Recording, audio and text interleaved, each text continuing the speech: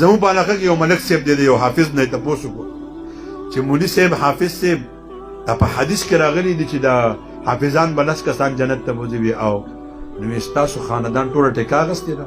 چې ستا پلار حافظ ستا ورور حافظ ستا مور حافظ ده ستا خور حافظ ده ستا ماما حافظ څه عجیبه جواب ولا حافظ صاحب ورکړو وی ملک صاحب نه چې نسبت خا کرا به عالم پاک دا څه پته ده چې موږ به جنت ته لاړ شو که نه بیا سفارش خو یوه خبره ده ای زما خویندو تاسو ته م وایم رونو تاسو ته م علما تاسو ته م وایم په ازل کې چې الله فیصله کوله چې زما د قرآن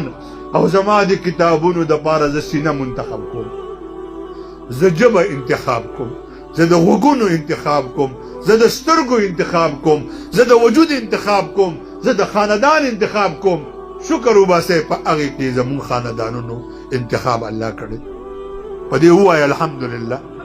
نن چې ستاسو بچي ستاسو لوڼه د قرآن د علومو نه بهرورې شوې ووایه شکر دی خدایه چې زما د خاندان انتخاب دې کړی زما د لور انتخاب دې کړی زما د زوی انتخاب دې وکړو زما د ورور انتخاب دې وکړو زما د پلار انتخاب دې کړی اشرف علي تانوي رحمه الله فرمایي 2 نعمتونه چې الله چاته ورکړي بې اعتنا دي یو ایمان بل علم یو شرط پکې دی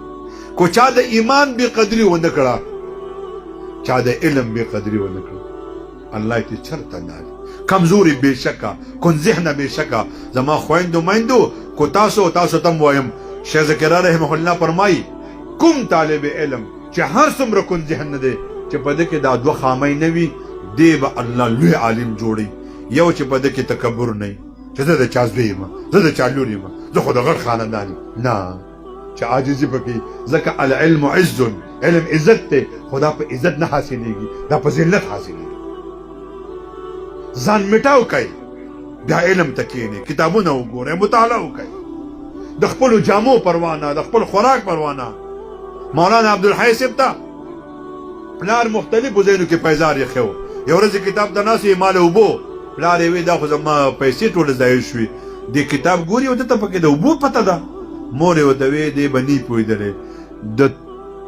خاورو تیل یې ورله په کاسه کې راوړل واله بچیه وسکه دا هغه تیل راواړول خاورو تیلو نه څومره بوی ځي د خاورو تیل راواړول ویسکل پته ورته ونه لګېده پلار یې وی اوس ما ته پته وه چې دی په علم کې مستغرق داسې په علم کې نه نوځئ فیسبوکونو ته مه کښېنئ ویډیوګانو ته مه کښېنئ شهرتونو پسې مه ځئ زما رب فرمایي من تواضع لله رفعه الله